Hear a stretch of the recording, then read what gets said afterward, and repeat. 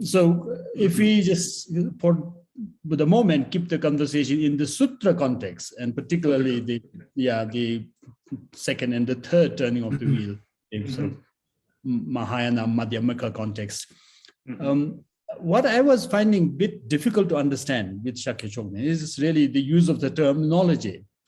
While most other scholars would take Buddha Gotra, Sangigirik, or Buddha Dhatu, and Buddha Tathagata Garbha or Buddha Garbha as almost synonymous, he seemed to just single out Tathagata Garbha as only something that comes with the manifest qualities after the Bodhisattva bhumis and can't be applied to these ancient beings. And because for him basically,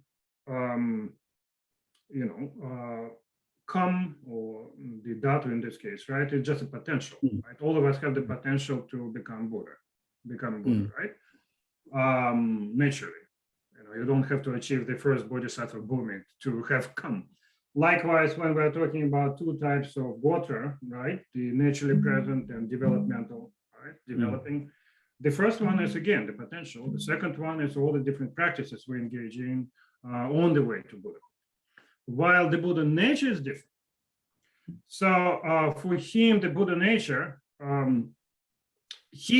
what distinguishes his views from the views of many other thinkers, including from the view he expressed in his earliest commentary. If you look here on the screen, right, you see he's talking about the natural purity of mind, right? Sort of what he's saying in the later commentaries is that the Buddha nature necessarily has to be identified from the point of view of having positive qualities, either all or at least some. We're talking about positive qualities of the Buddha, such as 10 powers, etc. Right? So that's the idea, and you can have those positive qualities only when you become free from at least some obscurations. Okay, and that's possible only when you achieve the first Bodhisattva ground, Bodhisattva Buddha. That's his idea here. Now, but he says that the second turning of the well didn't teach ultimate reality at all, because emptiness is, according to the second turning, is complete negation of everything, and that's not an ultimate reality, according to him, right?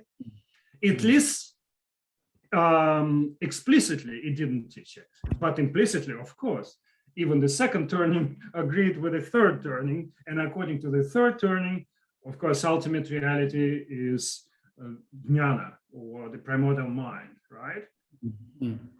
Okay, and so then, of course, he's talking about that jnana acquiring the Buddha qualities only starting from the first Bodhisattva ground, the path of seeing within the 5 paths of Mahayana, right?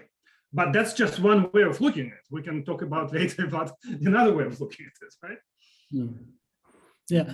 Why would he argue that you can have the Buddha Gotra and the Buddha Natu without necessarily having those Buddha qualities manifest? But you can't have the Buddha Garbha. I mean, there's no reason why Buddha Garbha should be necessarily associated with the Buddha qualities. Even Gotra and Dhatu could be also equally. It can be, but he's more, because again, when talking about, I guess the way he reads such texts as Ratna Gotra Vibhaga, he sees that they are the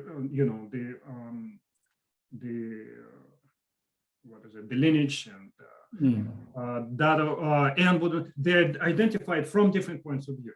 Okay, and that's why he tries to keep them separate. It's not to say that they're like completely contradictory or something, but for example, why does he say that the Buddha nature has to have all its qualities of the Buddha? Because he said that, the famous quote from Ratna Gotra Vibhaga, right? There is nothing to eliminate here. There is nothing to accomplish, right? It's already there. So that's how it is identified. It means it already has all the positive qualities there, right?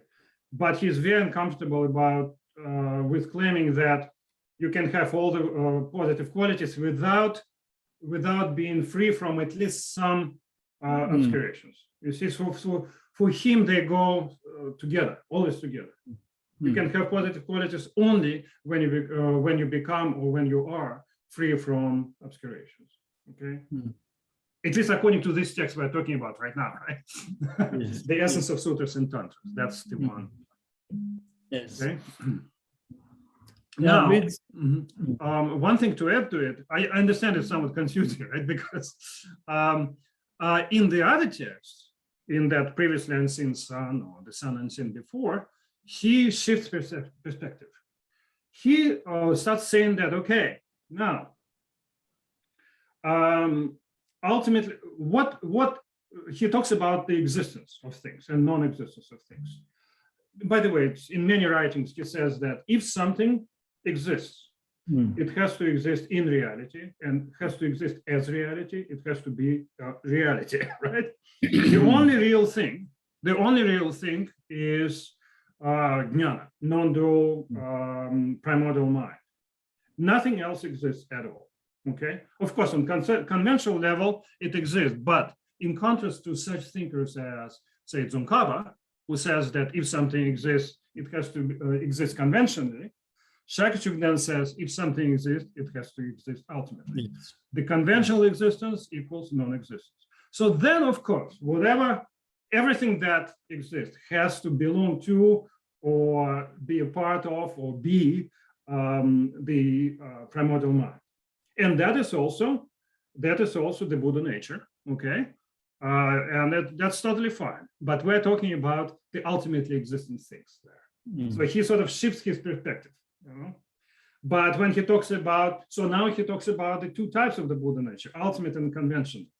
When he talks about the conventional one, he still keeps saying that it starts only from the path of seeing, from the first bodhisattva bhumi, okay? Yes. Yes, he is quite unique in saying that Tathagata Garbha doesn't exist in the ordinary sentient beings before they reach the Bodhisattva Bhumi, isn't it? I mean, most other scholars don't say that. Not one I know of, apart from Shakya Chokden. I mean, a lot of them would consider Buddha Garbha, Tathagata Garbha, as a potential without the qualities. Yeah, that's come, I mean, Dhatu, that's Sri lineage. It is naturally present, Ranchin right? Naturally abiding lineage, but it's definitely not the Buddha nature. No, it definitely has to have qualities, and to have qualities, it has to be free from obscurations. And the way to to explain it once again, it's either to say that you acquire it from the first Bodhisattva Bhumi, or to say that you always had it, but you, in this case, is not an ordinary being. It's not a conventional sentient being, but the ultimate sentient being, which is equal to the Buddha. Only the Buddha exists, nothing else exists.